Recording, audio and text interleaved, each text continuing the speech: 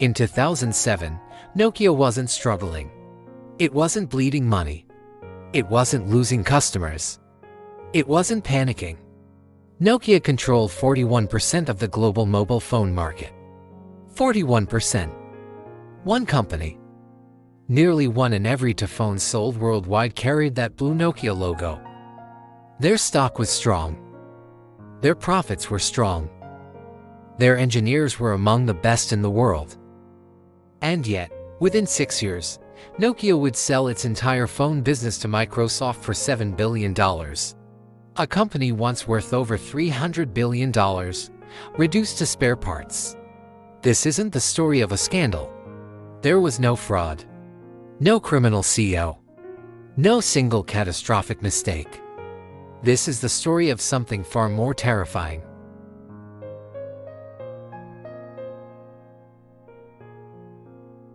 This is Nokia. And this is how giants fall, in complete silence.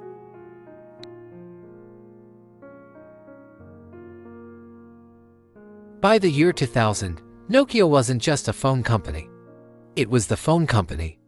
When you thought mobile phone, you thought Nokia. The 3310. The 5110. The 8250. These weren't just products. They were cultural icons. Nokia phones were indestructible. Drop them downstairs. They worked. Run them over. They worked. Beyond the jokes, there was something deeper: trust. Consumers trusted Nokia. Telecom operators trusted Nokia. Governments trusted Nokia. In Finland, Nokia wasn't just a company.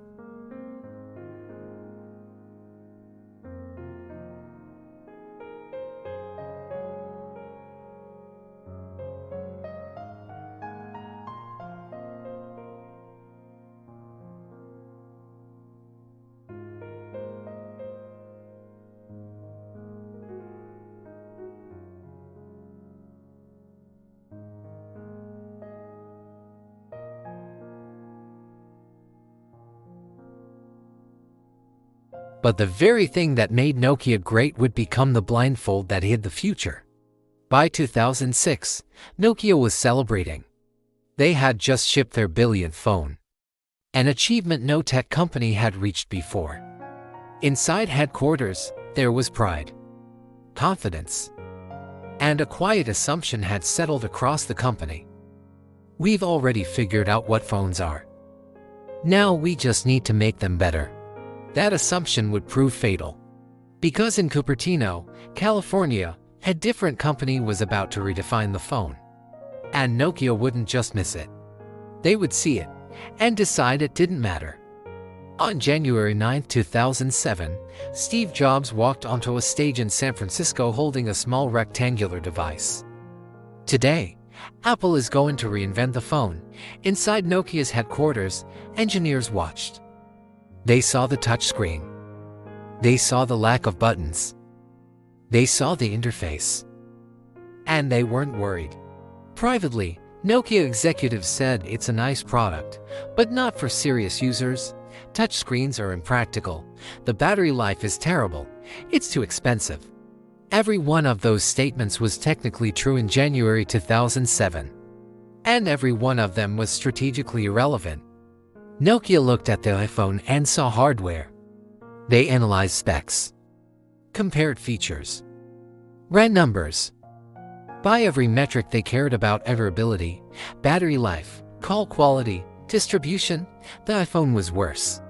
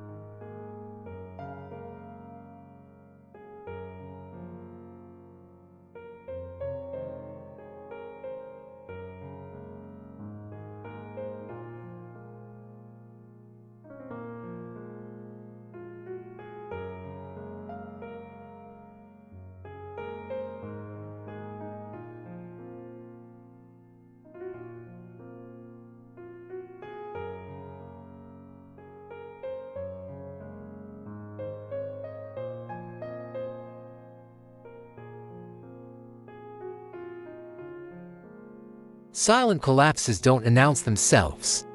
There are no alarms, just acceptable reports, small wins, false hope. And when the truth becomes obvious, recovery is no longer possible. Nokia held 41% of the market in 2007. By 2013, they were gone. Not from one mistake, but from thousands of small ones pointing the same way. This was Nokia. And this is how giants fall. Thanks for watching. If you found this story fascinating, consider subscribing for more deep dives into the rise and fall of icons. See you next time.